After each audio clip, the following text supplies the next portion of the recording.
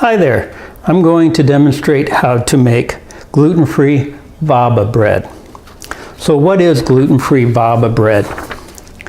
Well, it is really made up as a flat bread. See here, nice and flat on this side. But what makes it the Waba is that on the other side we have a waffle pattern.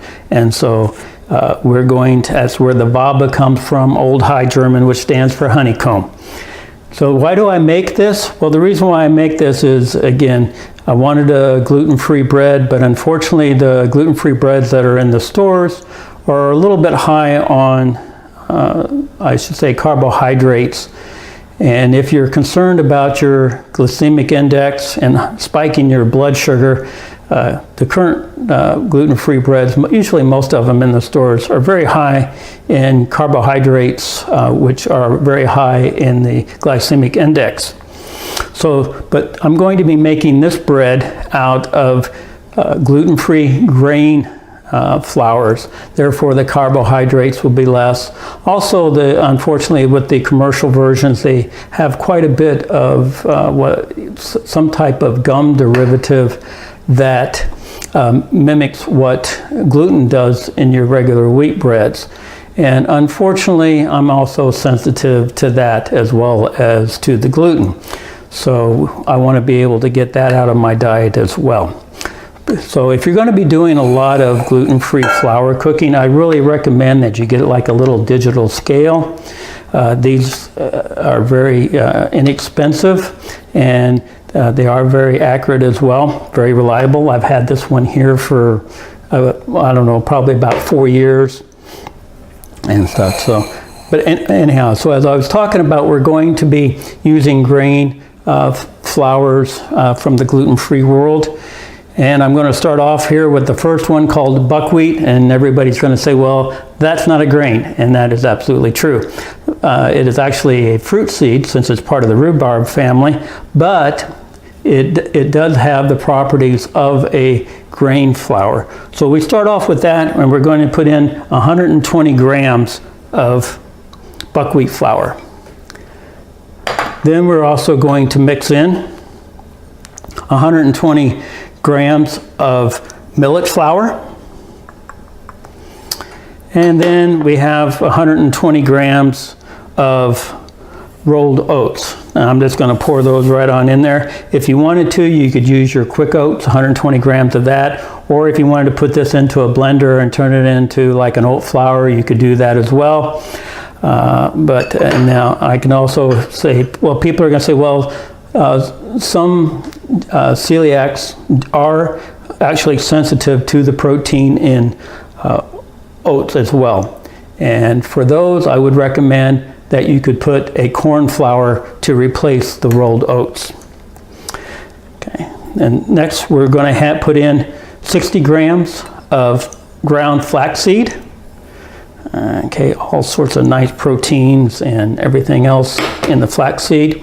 And then for the binder, what I use is psyllium husk powder.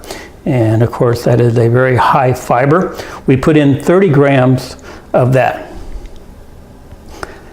Okay. Now, we're going to take these dry ingredients and we're going to mix them up here with a very low speed here on the mixer. Just kind of mix them up a little bit here. Okay. Now this should pretty well have this mixed up here. So we'll go ahead and stop this. Okay, set our mixer to the side here. And also put our mixed dry ingredients to the side. Now we grab a mold and we're going to mix up our wet ingredients. Now for our wet ingredients, we're going to put in 720 grams of water.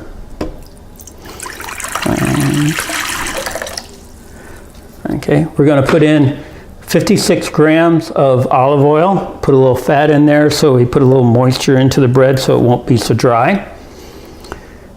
Okay, now we're going to mix in 24 grams of sugar. Okay, make it a little sweet, and 3 grams of salt. And then of course now we're just going to go ahead and mix this up as well.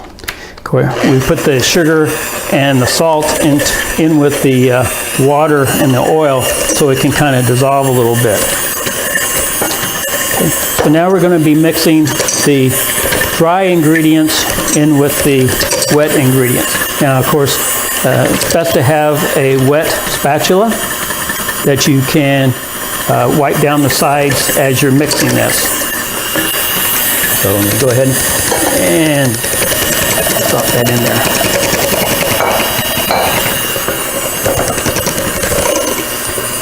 Take this up to like a medium to high speed, and you're going to notice at first it looks really soupy, and you're going to go, oh no, this is not going to work out at all. But rest assured, because of the high fiber that's in here with the psyllium husk powder and also the gluten-free grain flours that we're using, they're going to soak up this water very quickly. Okay, and you will see that this kind of quickly turns into like a cookie dough batter. It's not what I would call a real tough dough, but we'll just go ahead and call it a batter. Okay. And like I say, we're going to use our wet spatula here to wipe down our sides. Okay.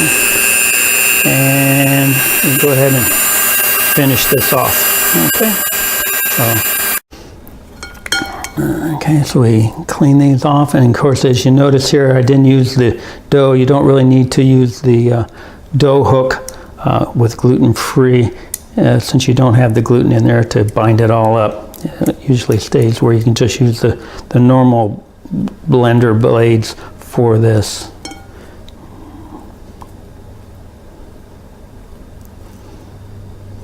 Also, as you blend this, you'll notice that your rolled oats kind of get broken up.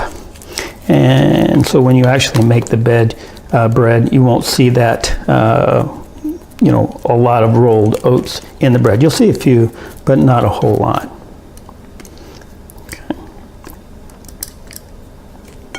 Okay, now for the cooking part of the batter. This is where it gets a little bit different. So what I recommend is getting a Black & Decker G48 TD 3-in-1 griddle. What it has reversible plates that have a flat side on one side for making pancakes or like a panini press, and then on the other side it has waffle plates. And of course, I like this particular brand because of the size and the texture that it gives to the bread. It has a nice 4-inch by 4-inch waffle grid to it, which is a nice size for a slice of bread. There are other manufacturers that make similar devices. Cuisinart is one of the manufacturers. They make good one, but unfortunately they're typically tend more toward the Belgian waffle, so it has the very deep texture to the bread. If you like that, I'd recommend that you go with that, if that's what you would prefer. I've had this particular unit here for a little over 3 years. I've knocked it off the counter a couple of times, and then so what I'm going to do here is I always take a little bit of cooking oil, even though it's supposed to be, you know, Teflon coated. I still like putting a little oil on there, just lightly coat the plates. Okay. I've already gone ahead and pre-measured 310 grams of the batter into a little bowl so that I can just go ahead and put that in here into the mix. So what we're going to do is going to put that on here, take our wet spatula, put that right on there, and then we take a wet spatula and we just press this out. And of course, as you can hear, the plates are quite hot. Please take your time doing this. There's no big rush. You're not going to cause any damage to anything, or you're not going to change the quality of the bread. You can always just vary your cooking time a little bit to account for however speed it takes you to press out the bread here onto the griddle side of the baker here. So put that on here. Like I say, it does have like a cookie dough consistency, so it kind of sometimes wants to, that's the reason why you have to use the wet spatula to press it out. Otherwise it would just stick to like a normal spatula.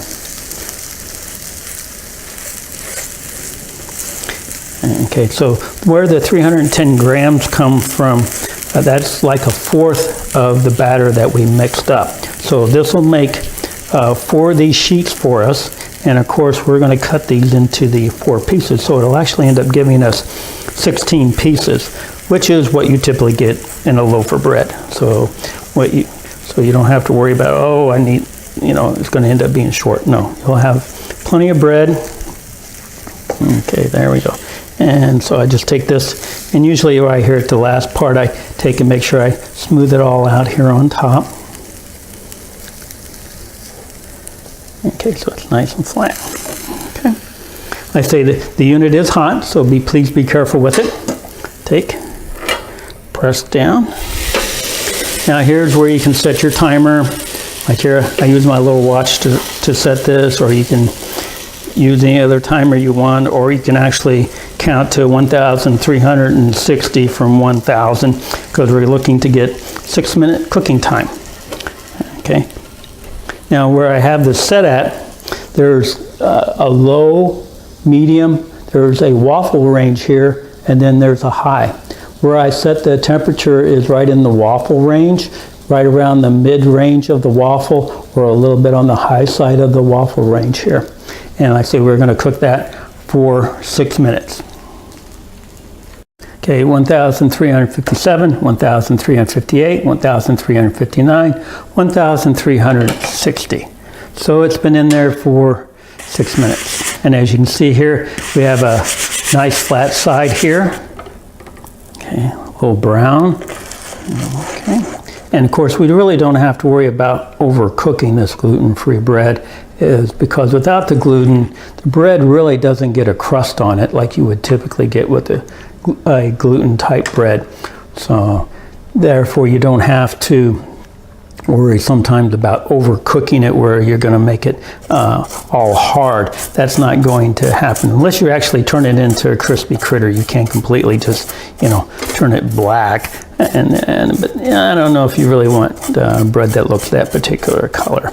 So we just put that over there onto a cooling rack. We go ahead and get our grill ready.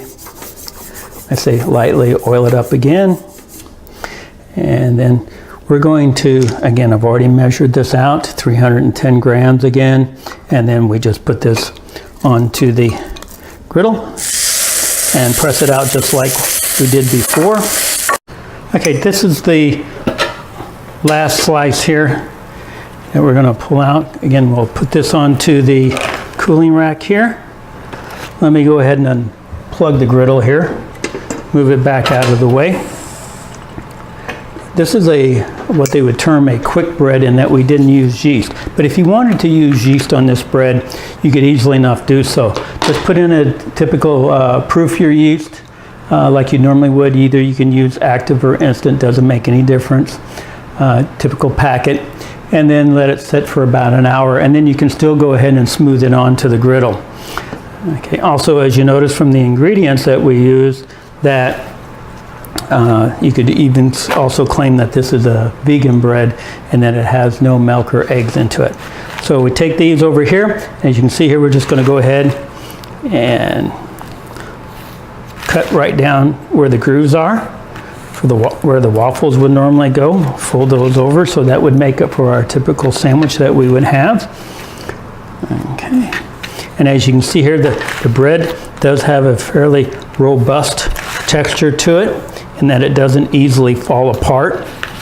You can use it for all your different condiments and also nice juicy hamburgers, and don't really have to worry about it falling apart like you typically would with most commercial gluten-free breads.